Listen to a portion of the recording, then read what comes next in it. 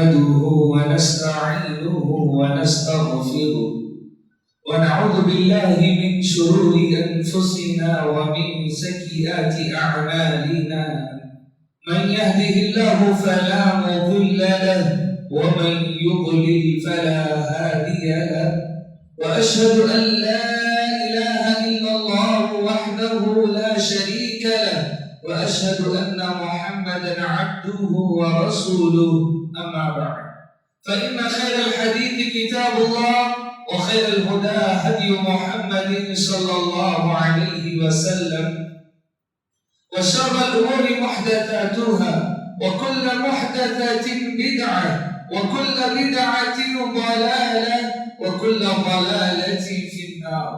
أعوذ بالله من الشيطان الرجيم. بسم الله الرحمن الرحيم.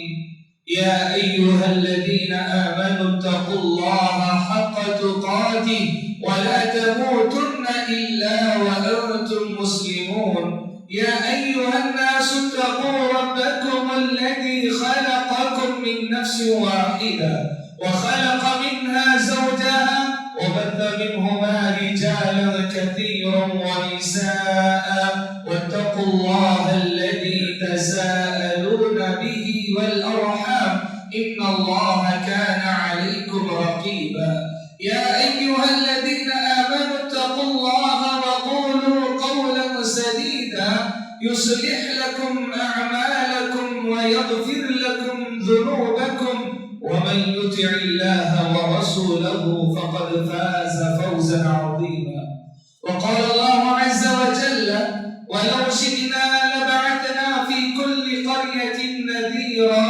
فلا تطع الكافرين وجاهدهم به جهادا كبيرا. ہر قسم کی تعریف اللہ رب العالمین کے لیے ہے. ہم اسی کی تعریفیں بیان کرتے ہیں, اسی سے مدد طلب کرتے ہیں, اپنے گناہوں کی معافی بھی اسی سے مانگتے ہیں. ہم اپنے نفس کی برائی سے اس رب کی پناہ چاہتے ہیں. وہ پروردگار جس کو ہدایت دے اسے کوئی گمراہ نہیں کر سکتا, اور جس کو وہ گمراہ کرے پھر اسے کوئی ہدایت نہیں دے سکتا. میں اس بات کی گواہی دیتا ہوں کہ اللہ کے علاوہ کوئی معبود برحق نہیں, اور میں اس بات کی بھی گواہی دیتا ہوں کہ یقیناً محمد صلی اللہ علیہ وسلم اللہ کے بندے اور اس کے رسول ہیں. بھائیوں, سب سے بہترین کلام اللہ رب العالمین کا کلام ہے, اور بہترین طریقہ نبی صلی اللہ علیہ وسلم کا طریقہ ہے. اللہ کے کلام یعنی قرآن مجید سے, نبی صلی اللہ علیہ وسلم کے طریقے یعنی احادیث نبویہ سے ہمارا دین اسلام مکمل ہو چکا ہے. اب دین اسلام میں ہر نئی بات بدعت کہلائے گی, چاہے وہ اچھی ہو چاہے وہ بری ہو. ہر بدعت گمراہی ہوگی اور ہر گمراہی جہنم میں لے جانے والی ہوگی.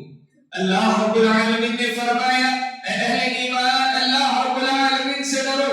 جیسے اس سے ڈرنا چاہیے, اور جب تمہیں موت آئے تو اسلام کی حالت میں تمہیں موت آئے. اور تمہارے رب نے یہ بھی کہا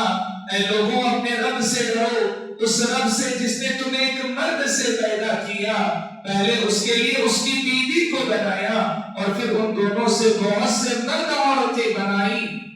اس اللہ سے ڈرو جس کے نام پر مانگتے رشتے قائم کرتے ہو, یقیناً وہ اللہ تمہارے اعمال پر نگہبان ہے. اور تمہارے رب نے یہ بھی کہا اے اہل ایمان اللہ رب العالمین سے ڈرو, اور جب بات کرو تو سیدھی سیدھی بات کرو. اللہ تمہارے اعمال کی اصلاح کرے گا, تمہارے گناہوں کی مغفرت کرے گا, اور جو اللہ اور اس کے رسول صلی اللہ علیہ وسلم کی اطاعت کرے وہ بڑی کامیابی کو حاصل کرنے والا ہے. عزیز بھائیوں, رمضان المبارک کا مہینہ ہم پر سایہ فطر ہو چکا ہے. سب سے پہلے ہم اللہ رب العالمین کا شکر ادا کریں کہ رمضان کی یہ سعادتیں, رمضان کی برکتیں, اس سے فیض یاب ہونے کا زندگی میں ایک اور سنہرا موقع اللہ نے ہمیں عنایت فرمایا. ہاں, یہ وہی مہینہ ہے جس سے ایک انسان اپنی جنت بنا سکتا ہے. یہی وہ مہینہ ہے جس میں ایک انسان اللہ کی رضا و خوشنودی حاصل کر سکتا ہے. یہی وہ مہینہ ہے جس میں نیکی نیکیاں کر کے جنت کے بلند و بالا مقام ایک انسان حاصل کر سکتا ہے۔ رمضان یہ وہ مہینہ ہے جو ایک عام انسان کو ایک مجاہد پر فوقیت دیتا ہے، ایک عام انسان کو ایک شہید پر فوقیت دیتا ہے، ایک عام انسان کو نمازی تہجد اور تہجد گزار پر فوقیت دیتا ہے۔ اگر وہ اس ماہ مقدس میں نیکیاں کرتا رہے، اس ماہ مقدس میں عمل صالح وہ کرتا رہے، اس ماہ مقدس میں وہ قرآن مجید کی تلاوت کرتا رہے، اس ماہ مقدس میں وہ اعمال صالحہ میں بڑھ چڑھ کر حصہ لیتا رہے، تو یاد رکھیں یہ ماہ مقدس ہے جو اسے جنت میں داخل کروا سکتا ہے۔ بھائیوں، ویسے تو رمضان المبارک کے آنے پر ہمیں اپنی کمر کس لینی ہے عبادتوں کے لیے۔ عبادتوں میں بڑی محنتیں، ریاضتیں، مشقتیں ہونی چاہیے، ہر قسم کی عبادت ہم سے ہونی چاہیے۔ توبہ و استغفار کی عبادت ہو، قرآن مجید کی تلاوت کی عبادت ہو، صدقات و خیرات کی عبادت ہو، صدقات و خیرات کے ساتھ ساتھ زکات کی ادائیگی کا مسئلہ ہو، یا اللہ رب العالمین کی راہ میں نفلی عبادتیں ادا کرنے کا موقع ہو، ہر قسم کی عبادت میں ہمیں بڑھ چڑھ کر حصہ لینا چاہیے۔ لیکن رمضان کی عبادتوں میں ایک عبادت، اہم عبادت، قرآن مجید کی تلاوت کرنا ہے، قرآن مجید کو پڑھنا پڑھانا ہے، قرآن مجید کو سننا سنانا ہے، قرآن مجید کی تبلیغ و اشاعت میں لگے رہنا ہے۔ یہ قرآن مجید کی عبادت رمضان کی اہم عبادتوں میں سے ایک عبادت ہے۔ پیارے نبی صلی اللہ علیہ وسلم اس قرآن مجید کی عام حکم کو لے کر بیان فرمایا، چاہے رمضان کا مقدس مہینہ ہو یا غیر رمضان ہو، بہترین قسم کے لوگ وہ ہیں جو خیرکم من تعلم القرآن وعلمہ کا فریضہ انجام دیتے ہیں، یعنی بہترین ہے وہ لوگ جو قرآن مجید کو سیکھتے ہیں یا قرآن مجید کو سکھاتے ہیں۔ پیارے نبی صلی اللہ علیہ وسلم نے کہیں بیان فرمایا، یقیناً وہ انسان جو قرآن مجید کی آیتیں سنتا ہے، ایک آیت ہی کیوں نہ ہو، اللہ رب العالمین قرآن مجید کے سننے پر اس کو نیکی لکھتا ہے، اجر لکھتا ہے۔ اور آپ نے فرمایا اگر کوئی قرآن مجید کی تلاوت کر لیتا ہو، قرآن مجید کو پڑھ لیتا ہو، قرآن مجید کو مشقت کے ساتھ اچھی آواز کے ساتھ تلاوت کر لیتا ہو، تو یہ تلاوت کل قیامت کے دن اس کے لیے نور کا کام کرنے والی ہے۔ کہیں پر پیارے نبی صلی اللہ علیہ وسلم نے قرآن مجید کی تلاوت کو لے کر بیان فرمایا، الماہر بالقرآن مع السفرۃ الکرام البررہ، یقیناً قرآن مجید کو اچھے انداز میں تلاوت کرنے والے، بہترین آواز میں پڑھنے والے، اس کی حروف کی اچھی ادائیگی کر کے پڑھنے والے، اس کی تلاوت کے آداب کا خیال رکھتے ہوئے پڑھنے والے، کل قیامت کے دن معزز فرشتوں کے ساتھ رہیں گے۔ اللہ ان کا مقام اتنا اونچا کرے گا کہ وہ جبرائیل، وہ میکائیل، وہ اسرافیل اور اللہ کے جو مقرب فرشتے ہیں ان کے ساتھ ان کا حشر اور انجام ہونے والا ہے۔ وہیں پر ایک انسان قرآن مجید کی تلاوت کرنا چاہتا ہو، قرآن مجید پڑھنا چاہتا ہو، لیکن قرآن مجید کے پڑھنے میں اسے دشواری ہو رہی ہو، اٹک اٹک کر وہ قرآن مجید پڑھتا ہے، مشقت کے ساتھ وہ قرآن مجید پڑھتا ہے۔ پیارے نبی صلی اللہ علیہ وسلم نے فرمایا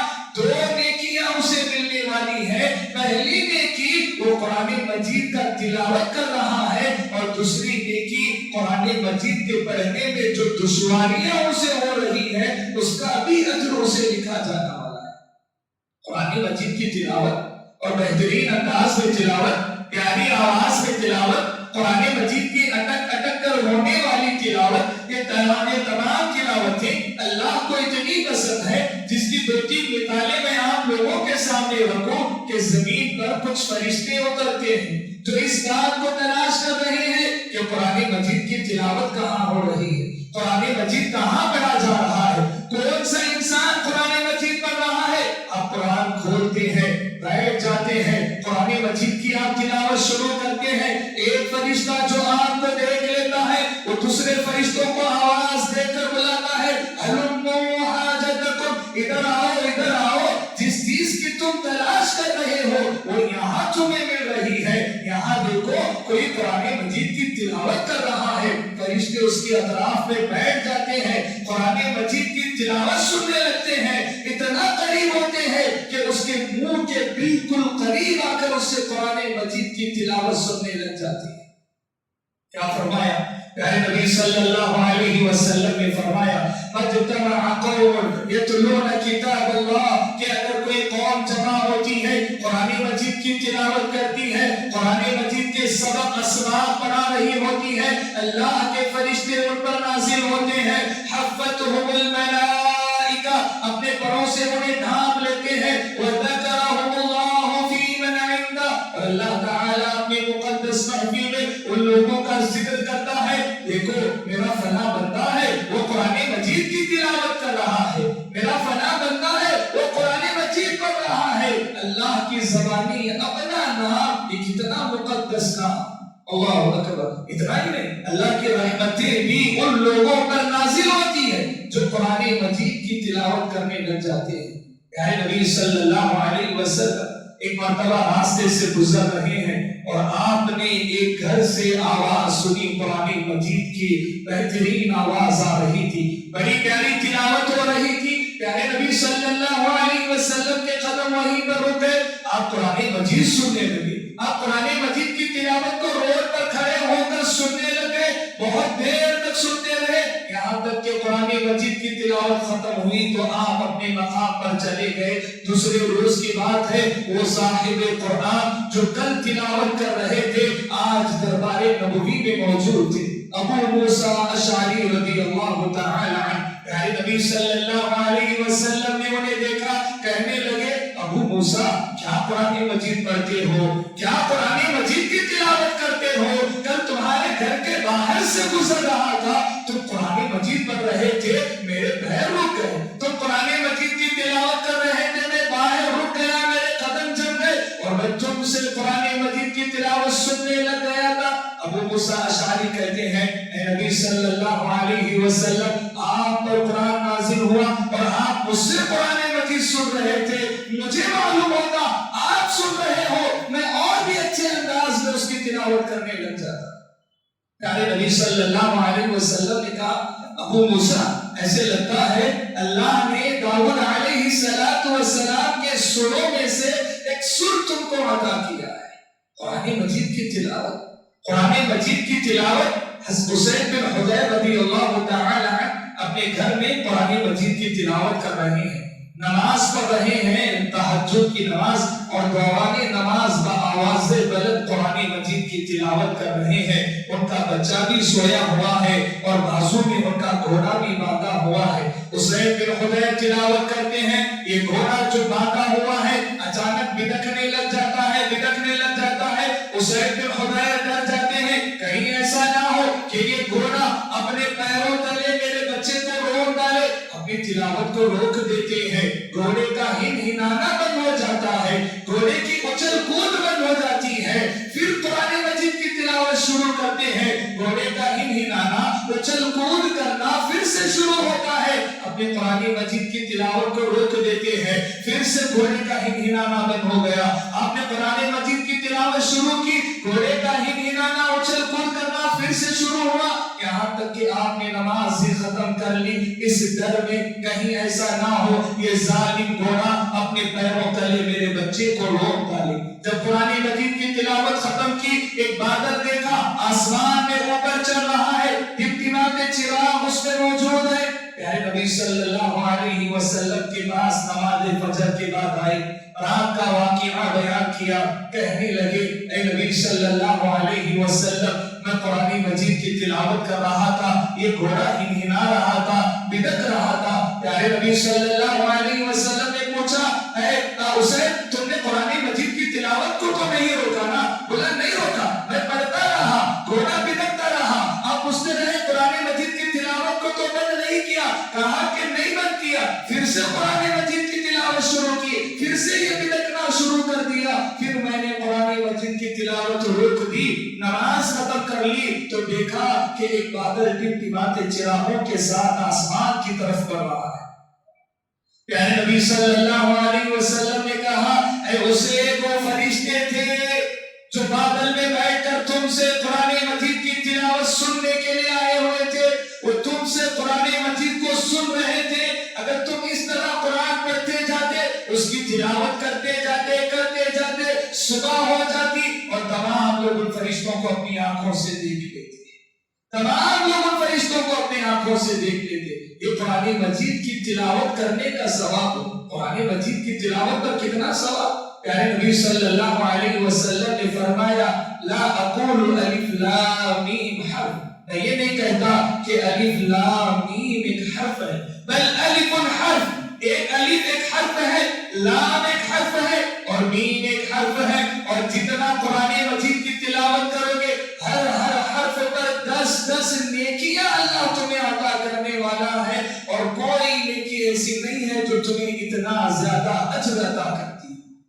قرآن مجید کی تلاوت، بھائیوں اس رمضان میں قرآن مجید کی تلاوت کے ساتھ ساتھ ہمیں قرآن مجید کے درس میں بھی بیٹھنا ہے، قرآن مجید کو ہمیں سمجھنے کی بھی کوشش کرنا ہے۔ خطبہ مسنونہ میں جو آیت کریمہ کی تلاوت میں نے آپ لوگوں کے سامنے کی، اللہ تعالیٰ نے فرمایا وَلَوْ شِئْنَا لَبَعَثْنَا فِي كُلِّ قَرْيَةٍ نَذِيرًا، اور اگر ہم چاہتے ہر قریے میں ہر بستی میں ایک ڈرانے والا بنا کر بھیج دیتے، فَلَا تُطِعِ الْكَافِرِينَ وَجَاهِدْهُمْ بِهِ جِهَادًا كَبِيرًا۔ اے پیارے نبی صلی اللہ علیہ وسلم آپ کافروں کا کہا نہ مانے اور اس قرآن مجید کو لے کر جہاد کبیر کریں۔ دراصل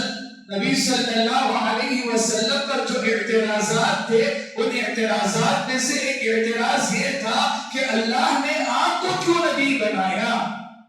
اللہ نے آپ کو کیوں رسول بنایا۔ اللہ تعالیٰ نے اس پس منظر میں یہ آیت کریمہ نازل فرمائی، کہا کہ اللہ تعالیٰ جسے چاہے اسے رسول بنائے، آپ کافروں کے اعتراض کو نہ سنیں، یہ جہاد کبیر کریں۔ جہاد کبیر کیا ہے؟ آیت کریمہ میں جہاد کبیر بتلایا گیا، قرآن مجید کا پیغام لوگوں تک پہنچانا، قرآن مجید کو پڑھنا پڑھانا، قرآن مجید کو سننا سنانا، مجسم قرآن مجید پر عمل پیرا ہو کر قرآن مجید کے مطابق اپنی زندگیاں گزار لینا، یہ جہاد کبیر ہے۔ اور پیارے نبی صلی اللہ علیہ وسلم نے قرآن مجید کی تلاوت کو لے کر، اس کی تبلیغ کو لے کر، اس کی اشاعت کو لے کر عرب کی سرزمین پر ایسا جہاد کبیر کیا، ایسا جہاد کبیر کیا کہ 23 سال کے قلیل مدت میں وہ عرب جو کبھی تاریکیوں میں پڑا تھا، کبھی ضلالتوں میں پڑا ہوا تھا، کبھی ظلمتوں کا وہ شکار تھا، کبھی اپنی بچیوں کو زندہ دردور کیا کرتا تھا، وہ عرب آج علم و فنون کے سر چشمے بلند کر رہا تھا۔ وہ عرب جس سے جزیرے عرب سے شرک مٹا دیا گیا تھا، توحید کا پرچم بلند ہونے لگا تھا، مثالی تہذیب و تمدن ایک اشاعت میں آ گئی تھی، اور پیارے نبی صلی اللہ علیہ وسلم نے، صحابہ نے اس قرآن مجید کو لے کر ایسی تبلیغ کی، ایسی اشاعت کی کہ شاعر کہتا ہے تہذیب کی شمعیں روشن کی اونٹوں کے چرانے والوں نے، تہذیب کی شمعیں روشن کی اونٹوں کے چرانے والوں نے، کانٹوں کو گلوں کی قسمت دی ذروں کے مقدر چمکائے۔ یہ دراصل قرآن مجید کا کرشمہ تھا، یہ قرآن کا لایا ہوا انقلاب تھا کہ 30 سال میں وہ عرب جو ٹکڑوں میں بنا ہوا تھا آج دنیا کی سپر پاور کنٹری بن کر ابھر گیا تھا، جس سے ایران اور روم بھی ڈرا کرتے تھے اور اپنی صفیں پیچھے کر لیا کرتے تھے۔ پیارے نبی صلی اللہ علیہ وسلم اس دنیا سے رخصت ہو چکے، لیکن آپ نے ایک نسخہ کیمیا ہمیں دیا، وہ قرآن مجید ہے۔ اس قرآن مجید کو اپنے سینے سے لگا کر رکھنا، اس قرآن مجید کی تلاوت کرتے رہنا، اس قرآن مجید کو فہم کے ساتھ پڑھنا پڑھانا، اس کے درس و دروس کرنا، یہ ہماری ترقی کی اصل وجہ ہے، یہ ہماری کامیابی کی اصل وجہ ہے۔ ہم کامیاب ہوں گے، ہم عروج پر ہوں گے، ہم حاکم ہوں گے، ہم بادشاہ بنیں گے اگر ہم نے اس قرآن مجید کا حق ادا کیا، اور اگر ہم نے اس کا حق ادا نہیں کیا تو یاد رکھے یہ قوم سب سے ذلیل ہونے والی ہے، یہ قوم سب سے پست ہونے والی ہے، یہ قوم نامراد و ناکام ہونے والی ہے۔ پیارے نبی صلی اللہ علیہ وسلم نے فرمایا ان اللہ یرفع بهذا الكتاب اقواما ويضع به آخرین، کہ اللہ تعالیٰ اس کتاب قرآن مجید کے ذریعے بعض قوموں کو عروج عطا کرتا ہے اور بعض قوموں کو ذلیل و رسوا کرتا ہے۔ آج یہ امت کا حال کیا ہے؟ اس کے پاس آب حیات موجود ہے، یہ پیاسی نظر آتی ہے، کتاب شفا اس کے پاس موجود ہے، یہ بیمار نظر آتی ہے، روشنی کا مینار اس کے پاس موجود ہے، یہ اندھیروں میں بھٹک رہی ہے، کامیابی کا نسخہ اس کے پاس موجود ہے، یہ ناکام و نامراد نظر آتی ہے، زندگی گزارنے والا دستور اس کے پاس موجود ہے، لیکن سب سے بے تہذیب اور بے دستور قوم یہی قوم کہلاتی ہے۔ پیارے نبی صلی اللہ علیہ وسلم کے اس فرمان کے مطابق ناممکن ہے کہ کسی قوم کے پاس قرآن جیسی مقدس کتاب ہو، وہ ذلیل ہو، وہ رسوا ہو، وہ بستی میں ہو، وہ حاکم نہیں محکوم ہو، وہ بادشاہ نہیں غلام ہو، وہ قانون بنانے والی نہیں قانون اس پر بنائے جاتے ہو، کبھی ایسے نہیں ہو سکتا۔ لیکن ہاں اگر ایسے ہوتا ہے تو یہ تاریخ کا سب سے بڑا حادثہ، یہ تاریخ کا سب سے بڑا المیہ ہوگا، یہ تاریخ کا سب سے بڑا واقعہ ہوگا، اور افسوس کی بات کہ یہ واقعہ ہمارے ساتھ ہو رہا ہے، یہ حادثہ ہم پر گزر رہا ہے اور ہم اس حادثے کی وجہ بنے ہوئے ہیں۔ ہم نے قرآن مجید کو اپنی زندگیوں سے الگ کر دیا، اپنی زندگیوں سے اسے دور کر دیا، ہم قرآن مجید کی تلاوت تک محدود رہ گئے۔ ہم کو قرآن مجید پڑھنا آ جائے، ہمارے بچوں کو پڑھنا آ جائے، لیکن اس میں لکھی ہوئی باتیں نہ میں سمجھ سکوں نہ میرے بچے سمجھ سکیں۔ قرآن مجید کی کیا تلاوت ہو رہی ہے، کیا پڑھا جا رہا ہے قرآن مجید میں، کسی کو سمجھ نہ آئے تو یاد رکھے یہی وہ حادثہ ہے جس کا ذکر پیارے نبی صلی اللہ علیہ وسلم نے کیا اور کہا وَيَدْعُ بِهِ آخَرِينَ، اللہ انہیں ذلیل و رسوا کرے۔ یہ اللہ کے پیغام کو سمجھنا نہیں چاہتی، یہ اللہ کی ہدایتوں کو پڑھنا نہیں چاہتی، اللہ ان کے لیے کیا کہا ہے اس بات کو یہ اپنی زندگی میں لانا نہیں چاہتی۔ تو یاد رکھے یہی سب سے بڑا حادثہ ہے۔ افسوس کی بات یہ ہے کہ آج ہمارا اور قرآن مجید کا کیا تعلق رہ گیا ہے، آج ہمارا قرآن مجید سے کیا تعلق رہ گیا۔ ماہر القادری نے اپنے نظم میں بیان کیا تھا، طاقوں میں سجایا جاتا ہوں، آنکھوں سے لگایا جاتا ہوں، طاقوں میں سجایا جاتا ہوں، آنکھوں سے لگایا جاتا ہوں، تعویذ بنایا جاتا ہوں، دھو دھو کے پلایا جاتا ہوں، جزدان حریر و ریشم کے پھر عطر کی بارش ہوتی ہے، خوشبو میں بسایا جاتا ہوں، جیسے کسی طوطا و مینا کو کچھ بول سکھائے جاتے ہیں، جیسے کسی طوطا و مینا کو کچھ بول سکھائے جاتے ہیں، اس طرح پڑھایا جاتا ہوں، اس طرح سکھایا جاتا ہوں۔ جب قول و قسم لینے کے لیے تکرار کی نوبت آتی ہے، جب قول و قسم لینے کے لیے تکرار کی نوبت آتی ہے، پھر میری ضرورت پڑتی ہے، ہاتھوں میں اٹھایا جاتا ہوں، دل سوز سے خالی ہے، آنکھیں ہیں کہ نم ہوتی ہی نہیں، دل سوز سے خالی ہے، آنکھیں ہیں کہ نم ہوتی ہی نہیں، کہنے کو ایک ایک جلسے میں پڑھ پڑھ کے سنایا جاتا ہوں، نیکی پہ بدی کا غلبہ ہے، سچائی سے بڑھ کر دھوکا ہے، نیکی پہ بدی کا غلبہ ہے، سچائی سے بڑھ کر دھوکا ہے، ایک بار ہنسایا جاتا ہوں، 100 بار رلایا جاتا ہوں، یہ میری عقیدت کے دعوے قانون پہ راضی غیروں کے، یہ میری عقیدت کے دعوے قانون پہ راضی غیروں کے، یوں بھی مجھے رسوا کرتے ہیں، ایسے بھی ستایا جاتا۔ یہی ہمارا اور قرآن مجید کا تعلق رہ گیا۔ ہم کو کچھ صورتیں تو یاد ہے لیکن اس کے معانی ہمیں نہیں معلوم۔ لڑائی جھگڑا ہو قرآن مجید ہاتھ میں آ جاتا ہے، ہماری آنکھوں میں قرآن مجید کو پڑھتے ہوئے آنسو نہیں آتے ہیں، وہاں کافرین اور مشرکین کے اوپر جب اس کی تلاوت ہوتی تھی آنکھوں سے آنسو کیا جسم ان کے تھر تھرانے کپکپانے لگ جایا کرتے تھے۔ لیکن آج ہمارا قرآن مجید کا اتنا دور کا تعلق ہے کہ یہ قرآن مجید ایک مرتبہ نہیں 100 مرتبہ بھی پڑھ لیا جائے دل اتنے سخت ہو چکے ہیں کہ ہم سدھرنے کے لیے سنبھلنے کے لیے تیار نہیں۔ وجہ کیا ہے معلوم؟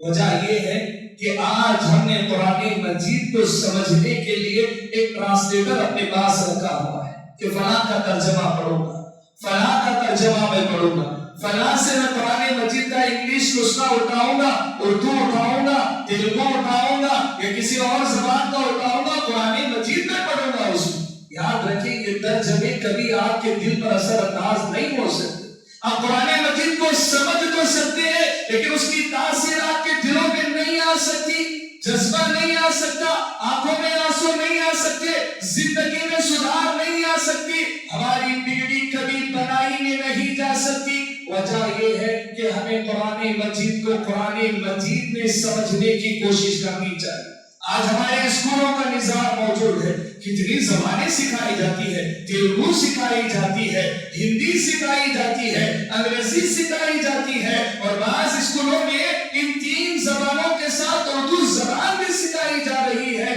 خالی ہے تو ایک جگہ خالی ہے، وہ عربی زبان کی جگہ خالی ہے۔ کاش ہمارے مساجد میں ایسے مکاتب ہوتے جو ہمیں قرآن مجید کو سمجھانے والا بنا کر اٹھاتے۔ ہمارا بچہ 5 سال 6 سال کی عمر میں مکاتب میں جاتا ہے، 10 سال 12 سال کی عمر میں وہ پڑھتا ہے، اپنی زندگی کا 6-7 سال کا عرصہ لگاتا ہے، لیکن اتنے عرصے میں وہ عربی زبان کا سمجھنے والا نہیں بنتا۔ ایسے نصابوں کی ضرورت ہے جو ہمیں قرآن مجید کا سمجھنے والا بنائے۔ کیا فائدہ ہوگا؟ فائدہ یہ ہوگا، دنیا کا ایک بڑا ڈاکٹر موریس بکائی جو ایک نصرانی عیسائی تھا، جو یہ کہتا تھا کہ اسلام ایک جھوٹا مذہب ہے اور عیسائیت سچی ہے، اسلام میں لکھی باتیں جھوٹی باتیں ہیں، وہ یہی پیغام لوگوں کے درمیان پہنچایا کرتا تھا۔ ایک روسی ڈاکٹر تھا، اتفاق ایسا ہوا کہ ایک مرتبہ شاہ فیصل کے علاج کا اسے موقع ملا۔ شاہ فیصل رحمہ اللہ علاج کے دوران اس نے وہی بات کہی، بادشاہ محترم میں نے قرآن مجید کو پڑھا، تمہارا قرآن ایک جھوٹا قرآن ہے، کوئی سچی کتاب نہیں ہے، میں نے اس کی کئی غلطیاں نوٹ کر لی ہیں، جو میں ثابت کر سکتا ہوں وہ جھوٹا ہے۔ بادشاہ نے کہا کیسے پڑھے وہ قرآن؟ بولا میرے پاس انگریزی میں اس کا نسخہ موجود ہے، میں انگریزی میں پڑھ لیا اس کو۔ تو بادشاہ نے کہا کہ دیکھو ایک مرتبہ قرآن مجید عربی میں ہے تو اسے عربی زبان میں سمجھنے کی کوشش کرو، شاید کچھ فرق آ جائے۔ بادشاہ کی بات تھی، دل پر اثر کر گئی۔ 2 سال 700 سے زائد عربی درس لیکچر میں وہ بیٹھا اور عربی زبان کو سیکھا۔ جب مکمل عربی زبان سیکھی، قرآن مجید کی وہ تلاوت کیا، جو کبھی قرآن مجید کی غلطیاں نکالا کرتا تھا، جو کبھی قرآن مجید کی کمیاں بیان کیا کرتا تھا، جو کبھی قرآن مجید کو چھوٹا کہا کرتا تھا، آج مذہب اسلام قبول کرتا ہے اور قرآن مجید ہی انسانی زندگی کی کامیابی ہے، اور یہ سائنس کے ساتھ سب سے آگے چلنے والی کتاب ہے۔ ایک کتاب لکھتا ہے قرآن، سائنس اور بائبل، اور جس میں یہ بتاتا ہے کہ قرآن مجید اور سائنس سب برابر چل رہے ہیں اور بائبل ایک جھوٹی کتاب ہے۔ یہ قرآن مجید کو عربی زبان میں سمجھنے کا فائدہ ہے۔ موریس بکائی جو عیسائیت کا بڑا عالم دین تھا، عیسائیت کی تبلیغ کرنے والا تھا، انتقال سے پہلے وہ اسلام کی تبلیغ کرنے والا بنا اور اس کی زندگی میں انقلاب آیا تو قرآن مجید کو عربی زبان میں سمجھنے والا انقلاب آیا۔ اب ضرورت اس بات کی کہ رمضان کا یہ مقدس مہینہ ہے تو کوشش تو اس بات کی ہونی چاہیے کہ کسی بھی طریقے سے ہم ایک قرآن مجید کی تلاوت اس میں مکمل کریں، ایک مرتبہ قرآن مجید پڑھیں گے۔ یہ رمضان کا مہینہ آتا، پیارے نبی صلی اللہ علیہ وسلم قرآن مجید کا دور کیا کرتے، انتقال سے پہلے آپ نے 2 مرتبہ حضرت جبرائیل کو قرآن مجید کا دور سنایا تھا۔ یہ آپ کی سنتوں میں ہے کہ رمضان میں مکمل قرآن مجید کی آپ تلاوت کیا کرتے تھے، ہم بھی تلاوت کریں گے اور تلاوت سے آگے بھی ہمیں بڑھنا ہے کہ قرآن مجید کو اردو زبان میں، تیلگو زبان میں کسی ٹرانسلیٹر کے ساتھ ہمیں نہیں سمجھنا ہے، ہم سیدھے رب العالمین کی زبان میں اس کتاب قرآن مجید کو سمجھنے کی کوشش کریں گے۔ ایسے ٹیوشنز قائم کیے جائیں، مساجد میں ایسے حلقے قائم کیے جائیں جو عام لوگوں کو عربی زبان سکھاتے ہو، قرآن مجید کی زبان سکھاتے ہو، تب اس امت میں انقلاب آئے گا اور زوال میں پڑی یہ امت عروج پر آئے گی، محکوم یہ امت حاکم بن جائے گی، غلام یہ امت بادشاہ بن جائے گی۔ اللہ رب العالمین سے دعا ہے کہ اللہ تعالی ہمیں हमें कुरान मजीद की खूब तिलावत करने की तौफीक अता फरमाए। अल्लाह ताला हमें कुरान मजीद पढ़ने पढ़ाने की तौफीक अता फरमाए, सुनने सुनाने की तौफीक अता फरमाए, इसके तबलीग को, इसके पैगाम को लोगों तक पहुंचाने की तौफीक अता फरमाए। अक़ूलु क़ौली हाज़ा अस्तग़फ़िरुल्लाह ली व लकुम व लिसाइरिल मुस्लिमीन, आमीन। इस वीडियो को आप अपने रिश्तेदार और दोस्त अहबाब के साथ जरूर शेयर करें और सब्सक्राइब करें और बेल आइकॉन को दबाना ना भूलें।